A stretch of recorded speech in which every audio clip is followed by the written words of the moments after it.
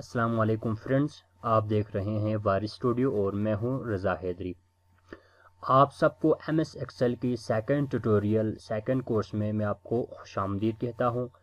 First tutorial में मैंने आपको बेसिक स्ट्रक्चर के बारे में बताया था कि एमएस एक्सेल के होम टैब्स के डिफरेंट फंक्शन मैंने आपको बताया था। आज हम उससे ज़रा आगे बढ़ेंगे। यहाँ तक लेक्चर नंबर 1 में मैंने आपको बता दिया था होम टैब के यहाँ पर एडिटिंग के बारे में, यानी टेक्स्ट फॉर्मेटिंग के बारे में। यहाँ पर कोने में यहाँ पर आपको एक एरो नज़र आ रहा है। यहाँ पे आप क्लिक करके आप इसकी फर्दर एडिटिंग कर सकते हैं। इसी तरह यहाँ पे आप डबल क्लिक करें, यहाँ देखें, यहाँ से आप किसी भी टेक्स्ट को यहाँ से देखें, इसको आप स्ट्राइक कर सकते हैं, इसको आप सुपरस्क्रिप्ट कर सकते हैं, आप इसको सिंगल अंडरलाइन, उसके बाद डबल अंडरलाइन, इस तरीके से भी आप कर सकते हैं। इसके फर्दर आप अपनी मर्जी से जो है ना फॉर्मेटिंग कर सकते हैं। नेक्स्ट यहाँ पे आपको नज़र आ रहा है रैप टेक्स्ट। यहाँ पे आपको नज़र आ रहा है रैप टेक्स्ट के बारे में। आप किसी भी सेल में आप कुछ भी लिखें, मिसाल के तौर पर आप यहाँ पे लिखें MS एक्सेल 2013।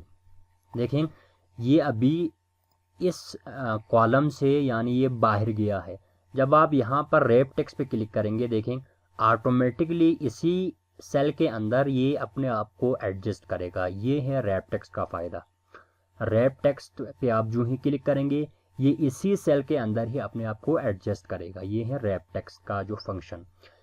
इसके बाद मर्ज इन सेंटर का ऑप्शन है। मर्ज कहते हैं एक या एक से ज़्यादा कॉलम को या एक से ज़्यादा रोज़ को आप मिलाने को मर्ज कहा जाता है। यहाँ पे फ़र्ज़ करें, यहाँ पे एक सेल है और यहाँ एक सेल है, सेल नंबर A1, और ये एक सेल है B1।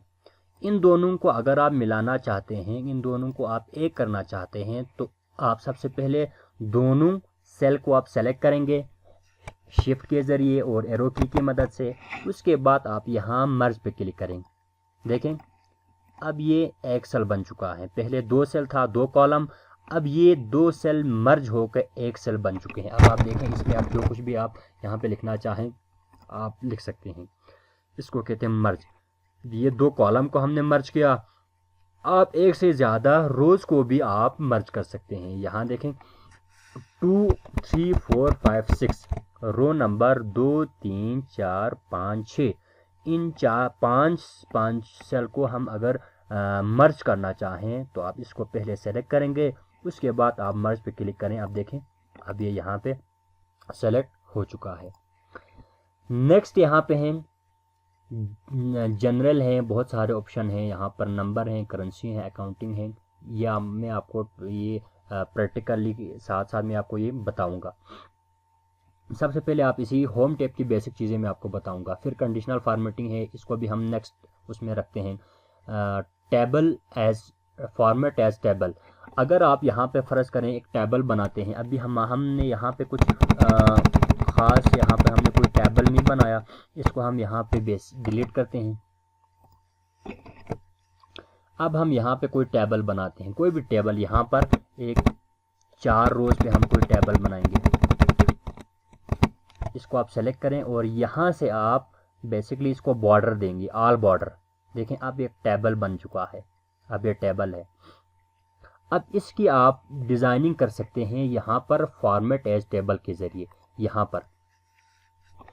पर हम लिखेंगे सीरियल नंबर लिखेंगे, यहाँ पर नेम लिखेंगे, यहाँ पर कोई भी, यहाँ पर हम लिखेंगे कंट्री लिखेंगे, यहाँ पर हम लिखेंगे कंट्री कोड। फ़र्ज़ करें ये एक टेबल है जिसके अंदर सीरियल नंबर है 1 है। 1 के बाद आपने क्या करना है, 1 को आपने ड्रैग करना है, कंट्रोल प्रेस करके रखें यहाँ 11 तक। नेम आप यहाँ पे लिखें, अली लिखें। कंट्री आप लिखें, यहाँ पर आप लिखें अमेरिका लिखें, अमेरिका आप लिखें। उसके बाद आप यहाँ पे आप लिखें जी आप लिखें, यहाँ पे आप लिखें साकिब, यहाँ पे सज्जाद, और यहाँ पे आप लिखें हाशिम, यहाँ पे आप लिखें पाकिस्तान, यहाँ पे आप लिखें कुवैत, और यहाँ पे लिखें कनाडा, यहाँ पे लिखें इंडिया। हमारे पास एक कॉलम 2 3 4, बेसिकली हमारे पास इस टेबल के अंदर 4 कॉलम हैं, और यहाँ पे आप कोई भी इनको कंट्री के कोड दे दें। आप अपनी मर्ज़ी से कोई भी 2 डिजिट में या 3 डिजिट में आप कोई कंट्री कोड आप यहाँ पर एग्जांपल के तौर पे आप लिख सकते हैं। ये बाकी यहाँ पे इनको हम डिलीट करेंगे, इसको आप यहाँ से डिलीट करें। अब उसके बाद आपने टेबल को सेलेक्ट करना है। सेलेक्ट करने के बाद अब आपने यहाँ पर फॉर्मेट एज टेबल पे जाना है, और उसके बाद आप अपनी मर्ज़ी से देखें किसी भी टेबल पे आपने किसी भी टेम्पलेट्स में आपने क्लिक करना है। अभी आप देखें ये, फिर आप अपनी मर्ज़ी से यहाँ से चेंज करें। इस तरीके से आप जो है ना डिज़ाइन को, प्री टेम्पलेट्स को, इसके अंदर ऑलरेडी टेम्पलेट्स हैं उनको आप इस्तेमाल कर सकते हैं। नेक्स्ट यहाँ पे हैं सेल स्टाइल। अभी यहाँ पर हमारे पास डिफरेंट सेल हैं, आप इंडिविजुअल किसी भी सेल की स्टाइल को चेंज कर सकते। फ़र्ज़ करें यहाँ पर पाकिस्तान है, अगर आप इसकी सेल कलर वगैरह चेंज करना चाहें, यहाँ देखें, ये देखें ये चेंज हो चुका है। कनाडा है, यहाँ पे आप सेल चेंज करें, देखें इस तरीके से आप चेंज कर सकते हैं। नेक्स्ट पे है इंसर्ट। ये बहुत ही इंपॉर्टेंट चीज़ है। आप कॉलम भी ऐड कर सकते हैं, इंसर्ट कर सकते हैं, और आप रो भी यहाँ पे इंसर्ट कर सकते हैं। यहाँ पर हम इस वक्त FE कॉलम में हैं। आप D और E के दरमियान अगर आप एक और कॉलम ऐड करना चाहें तो आप वो भी कर सकते हैं। सबसे पहले आप क्या करेंगे, आप उस कॉलम को पे क्लिक करें, आप यहाँ पे इंसर्ट ऑप्शन पे भी जाके आप कॉलम ऐड कर सकते हैं, या आप यहाँ पे ही आप राइट क्लिक करें और इंसर्ट। आप जो ही इंसर्ट पे क्लिक करेंगे ये D और E के दरमियान एक और कॉलम का यहाँ पर इजाफा करेंगे। देखें, अब देखें यहाँ पर अब ये F पे चला गया और E को इसने ब्लैंक छोड़ा। अब आप अपनी मर्जी से यहाँ पर यहाँ पे आप लिख सकते हैं जी SSN number, social security number, SSN आप लिखें। उसके बाद आप यहाँ पर जो है ना SSN नंबर लिख सकते हैं।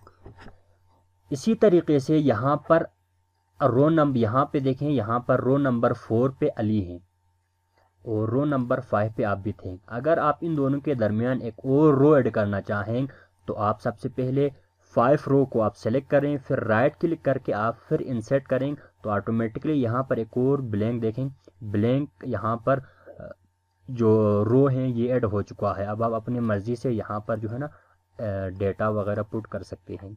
इसको अगर आप डिलीट करना चाहें तो आप सेलेक्ट करें और राइट क्लिक करके आप इसको डिलीट करें। इसी तरीके से अगर आप किसी कॉलम को डिलीट करना चाहते हैं जो कि आपके इस्तेमाल में नहीं है, आप उसको इसी तरीके से सेलेक्ट करें, राइट क्लिक करें और डिलीट करें। आप यहाँ से भी डिलीट कर सकते हैं और यहाँ पे एक ऑप्शन है, यहाँ से भी आप डिलीट कर सकते हैं। जिस तरह यहाँ देखें, यहाँ पे insert column, insert row, insert यहाँ पर कॉलम डिलीट और रो डिलीट, ये भी आप यहाँ से कर सकते हैं। उसके बाद यहाँ पर डिफरेंट फॉर्मेट हैं, रो हाइट हैं, ये तमाम चीज़ें हैं। यहाँ पे नेक्स्ट पोर्शन पे हैं, यहाँ पर auto sum, fill, clear, sorting और फाइंड। ऑटो सम में different predefined different functions हैं, यानी फार्मूला, एवरेज फार्मूला है, सम फार्मूला है, काउंट नंबर है, मैक्सिमम है, मिनिमम है और मोर फंक्शन है। बहुत सारे फंक्शन है इसके अंदर। यहाँ पर फ़र्ज़ करें हम कोई भी यहाँ पर हम वैल्यू देंगे, नंबर देंगे। अगर इन नंबरों को अगर आप ऐड करना चाहें तो आप उनको भी यहाँ पे जो है ना ऑटो सम के ज़रिए आप ऐड कर सकते हैं। यहाँ पे मैं आपको बाकायदा एक रिज़ल्ट शीट में आपको बना के दिखाऊंगा। शीट नंबर 2 पे चलते हैं। शीट नंबर 2 पे यहाँ पे हम एक बाकायदा रिज़ल्ट बनाएंगे। रिज़ल्ट के लिए सबसे पहले हम यहाँ पर लिखेंगे सीरियल नंबर है, रोल नंबर है, स्टूडेंट नेम है, आगे है सब्जेक्ट, उर्दू है, इंग्लिश, मैथ्स, कंप्यूटर,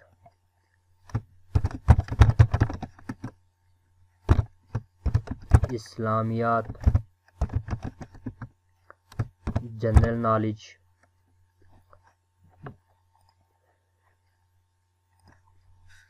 इसको आप सबसे पहले सेलेक्ट करें। 10 स्टूडेंट हैं।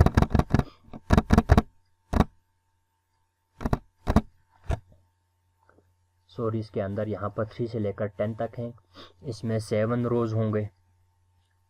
आप इसको टेबल की शक्ल दे दें और यहाँ पे आप बाकायदा सीरियल नंबर दे दें। 1 आपने लिखा है, फिर कंट्रोल प्रेस करें और यहाँ से इसको आप ड्रैग करें। 8 स्टूडेंट के रिकॉर्ड हम एंट्री करेंगे। यहाँ से आप इनको कोई भी रोल नंबर दे दें, मिसाल के तौर पर 101, ये 1011। आप फिर कंट्रोल प्रेस करें, ये देखें ये इनके रोल नंबर हैं। उसके बाद आप यहाँ पर स्टूडेंट के नाम यहाँ पे लिखेंगे। स्टूडेंट नाम आप यहाँ पे लिख सकते हैं। यहाँ पर आप जॉन लिख सकते हैं, जॉन। और उसके बाद आप यहाँ पे लिख सकते हैं अब्बास, आप लिख सकते हैं शहरियार, आप लिख सकते हैं शहरियार, आप यहाँ पे लिखें।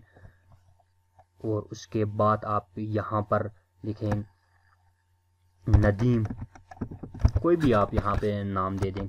अली आप लिखें यहाँ पर। उसके बाद आप यहाँ पे शाहिद लिखें, एहतिशाम, और यहाँ पे आप लिखें साकिब। ये स्टूडेंट्स के नाम हैं और ये सब्जेक्ट नेम है, सब्जेक्ट नेम है।